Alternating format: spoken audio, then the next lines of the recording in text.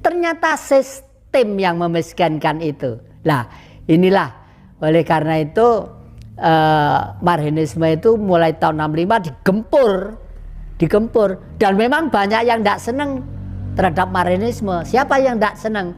Satu adalah orang-orang kapitalis yang tidak senang dikritik, malah mereka fitnah bahwa Marxisme itu adalah komunisme, sama dengan komunisme. Itu tidak benar, ya. Yang kedua adalah orang-orang yang masih fanatik agama dalam tanda petik. Karena apa? Karena kalau rakyat itu cerdas, pinter, tidak banyak yang mencium tangan, gitu loh ya. Itu permasalahannya. Jadi agama dijadikan alat sebenarnya ya? Dijadikan alat, padahal justru agama itu intinya adalah Marxisme tadi itu. Jangan menjajah kepada orang lain, jangan menginjak kepada wilayah orang lain.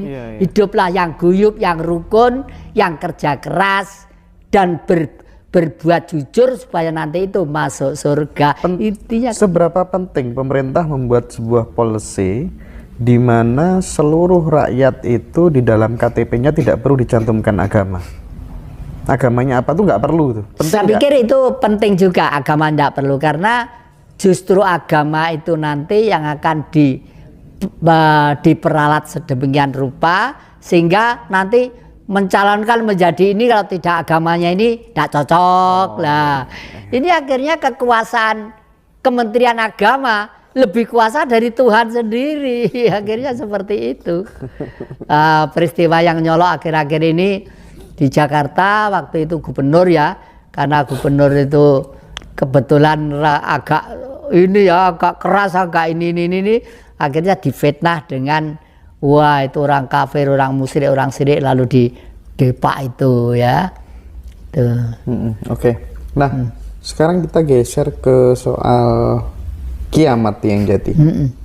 Kadang kita sering dulu ditakut-takuti, oh kiamat itu nanti langit akan begini, akan hancur lebur begini. Pemahaman yang jati sebagai seorang sesepuh gitu ya, soal kiamat itu gimana? Kiamat itu ada dua tipe.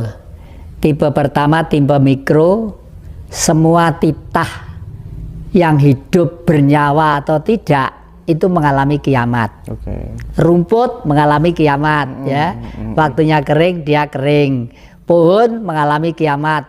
Waktunya gapuk dia kering, tidak berbuah dan sebagainya. Apalagi kehidupan sudah mengalami kiamat. Lalu ada lagi kiamat kobro. Kiamat kobro itu kalau sudah ekosistem itu keseimbangannya tidak ada, itu akan mengalami satu perubahan global yang tidak terkira, dan ini pernah terjadi kira-kira 1500 tahun sebelum Masehi, yaitu pada waktu Atlantik laut ke permukaan dan bumi tenggelam.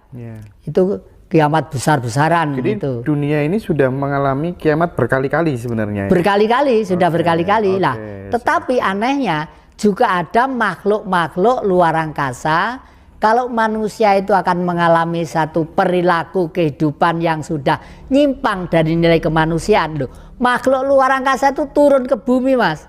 Kok kebetulan kakek ini pernah tahu pada waktu itu kelas 5 SD, saya akan nonton film dari desa Papungan ke Kota Blitar gitu.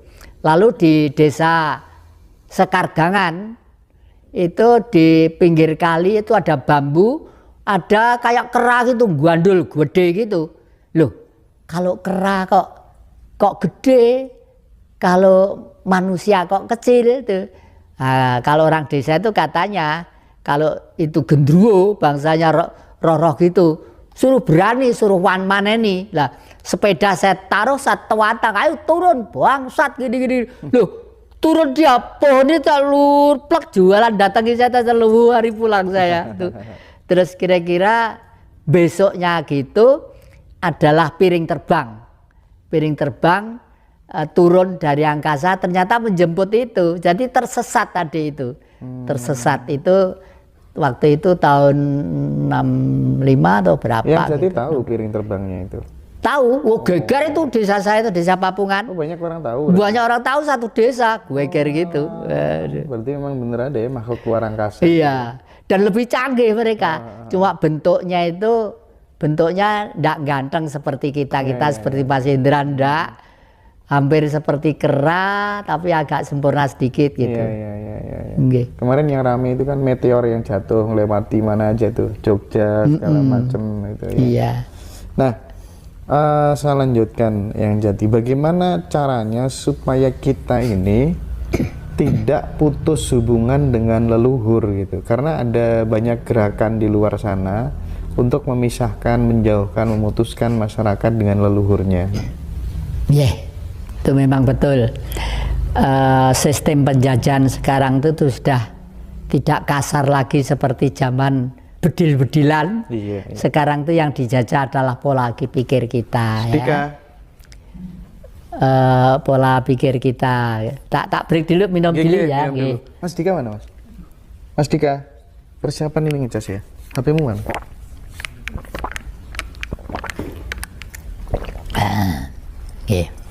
Lanjut yang jati. Jadi apa?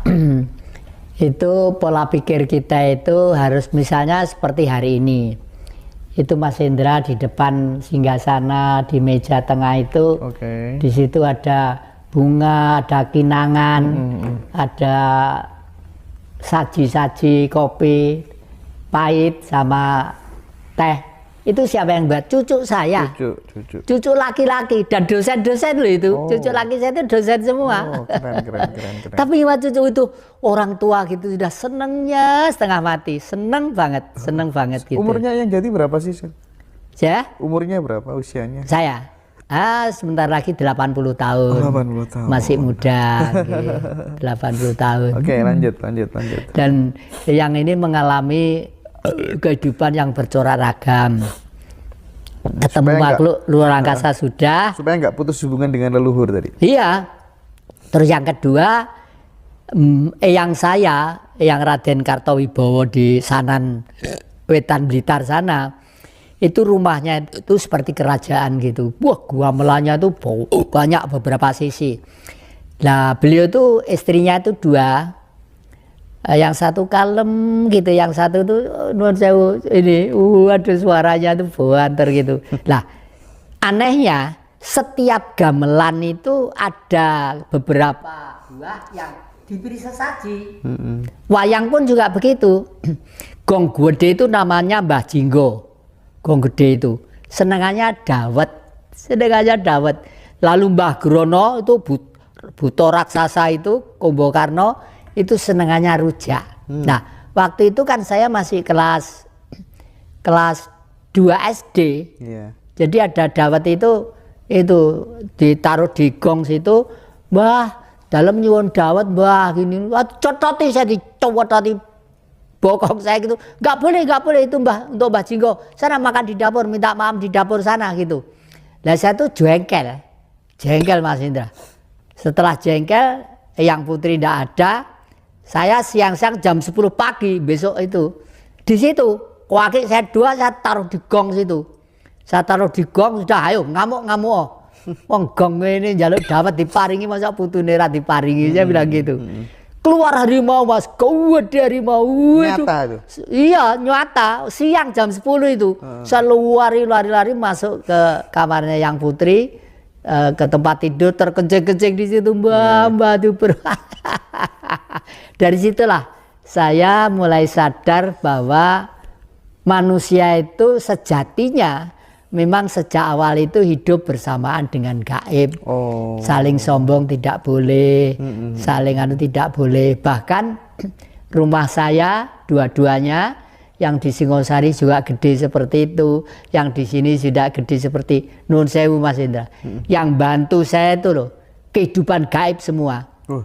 Bukan ngingu tuyul, bukan ngingu gendruwo, bukan enggak. Yang bantu mereka semua. Dan itu aneh Mas Indra. Sampai detik ini kalau saya itu kepepet, itu dilalah itu ada aja dilalah. Istilah dilalah itu ya angel ya. Misalnya bangun Singosari. Pada waktu itu saya tingkat 2 itu sudah kehabisan duit. Adik saya Dimas di Jogja, saya panggil Dek, ini tolong tukang-tukang itu dibayar semua prei 1 minggu. Loh Mas, biasanya bayarnya kan hari Sabtu, ini belum bekerja 1 minggu udah dibayar. Nggak apa-apa, nanti kalau saya lereni sekarang, mungkin kalau besok ada pekerjaan, kalau enggak. Jadi saya lereni tapi saya bayar 1 minggu, biar untuk makan 1 minggu minimal, karena duit sudah habis gitu. Setelah itu saya di altar depan itu silo aja. Silo sambil bakar dupa, sujud terhadap leluhur. Saya terus terang aja, saya sujud tuh bahasa saya begini nggih, Mas Indra, syukurlah anak putu gelem nerokke. Tapi saya pakai bahasa Jawa. Duh Gusti Sih Paduka dalam suwun, dosa duraka kula nyuwun pangapunten, rahayu Paduka dalam suwun, dosa duraka kula nyuwun pangapunten. Kula nyuwun palilahipun Gusti ingkang anyipta jagat saisinipun. Kula sujud ngarsa leluhur kula ing bumi suci Singasari. Kula mbok dipun paringi kelonggaran. Mugi-mugi anggen kula pengin bangun sekolahan Pancasila wonten Singasari menika saged keturutan. Ngaten. Terus saya didekati makhluk kira-kira ada 3 meter gitu, gede gitu. Terus saya tuh kan nangis netesnya air mata gitu.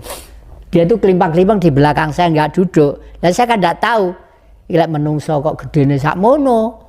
Diarani dudu menungso iki ya wujude ketok gitu. Terus kita panggil aja Dul. Dul, halo kok. Kalau ku tak sampluk. Duduk depan saya. Romo Laopo. Panggil saya Romo. Siang. Saya nenu. Itu siang. Ya itu, makhluk itu. Siang hari itu. Malam hari. Oh, malam hari. Malam hari.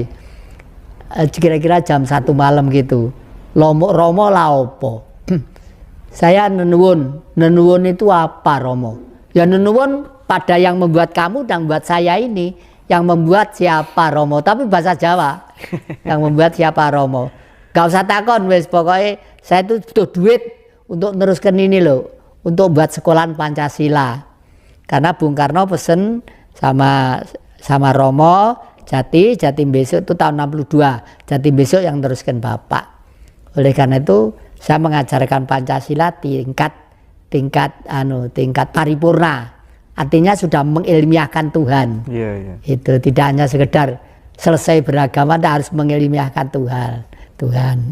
Nah ini terus akhirnya besok paginya itu di almari saya itu ada duit 1 juta. Duit ya Bung Karno, Bung Hatta Merah itu ditaleni debok. Dek Dimas saya panggil, Dek. Saya tahu ada duit, Dek, ada ditaleni debok toh, Dek. Aku nggak tahu ditaleni debok 1 juta ya, Dek. Terus tukangnya celoneh kok nyambut gawe.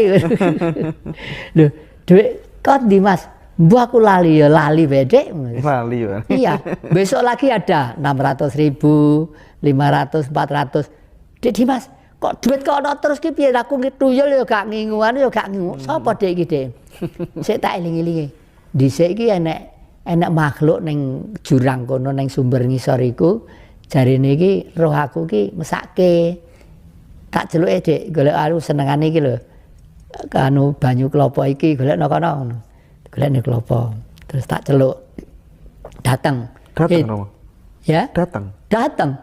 Sambil datang senengannya minum itu. Itu ya kelihatan nyata ya? Iya nyata, data nyata. Terus saya pakai baju nggak? Ya? Pakai baju nggak? Enggak, kayak apa ya? Kayak cawetan, kayak kain mau nutupi ngene. Ya duwe isin buktine tutupi ngene. Ora kok kluntang gundal gandul gak ya. Ngono mari ngono terus Dul, kowe nyolong duit nggih Romo ya? Nyolong tuh apa? Mencuri punyanya orang lain. Itu di lemari kok ada duit terus dari mana? Loh ndak Romo. Ya duit yang ndak dipakai. Saya pindah ke Romo ya. Loh, ndak ada duit yang ndak dipakai. Duit itu masih laku. Masih laku itu loh. Banyak Romo. Di laut itu kalau ada kapal tenggelam, itu duitnya banyak. Ya di sana ndak ada pakai, Romo butuh. Saya ndak bisa pakai duit kok. Ya saya pindah ke sini untuk Romo. Harusnya kan duit di laut kan basah ya. Iya seharusnya, tapi kalau di peti-peti mungkin kan tidak ya. Iya. Terus yang longsor itu ya, longsor itu banyak duitnya Romo. Terus akhirnya ya wis terima kasih. kamu baik hati sekali ya. Kamu baik hati. Sudah, sampai di sini aja, jangan diteruskan. Karena bagaimanapun Romo itu tidak seneng pakai duitnya orang susah. Orang yang meninggal itu orang susah, orang kelongsoran itu orang susah. Tapi kamu kalau masih setia terhadap Romo ya, dan kamu pengen mengabdi kepada yang membuat kamu dan membuat Romo, kalau Romo butuh sewaktu-waktu, kamu saya panggil harus datang dimanapun. Sabang Merauke ini. Nggih Romo, kalau sekarang siap Romo, mungkin begitu nggih. Ada beneran ya. Dan itu gitu, betul ya. Mas, pada waktu KLB di Surabaya. Iya. Itu kan seperti itu. Waduh, saya sendirian. Tank 5 dari Kodam keluar mau membubarkan KLB partai pada waktu itu. Saya naik di depan tank, dua dada saya taruh, ayo silakan ledakan. Silakan ledakan kalau pengen Surabaya terbakar, termasuk Kodam 5 Brawijaya. Ini maaf bapak-bapak tentara, ini sekedar cerita biar anak cucu mengerti tentang mempertahankan NKRI ini tidak segampang dan tidak sesulit. Oke. Wah, akhirnya loh kok tank 5 itu macet semua. Macet semua grek gitu. Walah, ya. Berarti cerita di film itu inspirasinya dari kehidupan nyata. Iya.